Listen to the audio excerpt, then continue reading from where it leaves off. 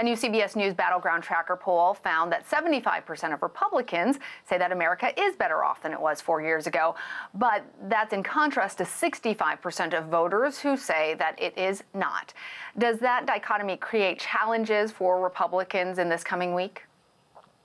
Well, it's interesting, and that data came from our team here at CBS, led by Anthony Salvanto and his researchers who've been looking at the data and crunching it. And it's just interesting to see those who are registered Republicans, how their opinion is different from those in terms of the most voters. And we're not just talking about Democrats versus Republicans. We're talking about Democrats and independents, and the majority seeing things very differently than the Republicans polled in this survey. And so it does show perhaps maybe a reflection of just where we are in terms of partisanship in this country, that people may see their personal experience or their party affiliation as indicative of where we are versus what the numbers tell us from the Trump administration itself. When you see double-digit unemployment, 10% for all of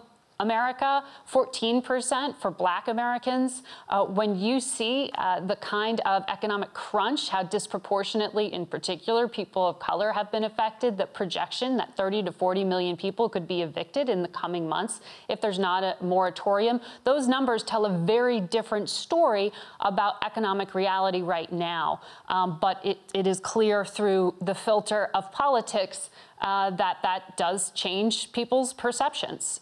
It is interesting that we didn't hear more from Joe Biden on the specifics of what he would do to rebuild the economy. He largely avoided it this week.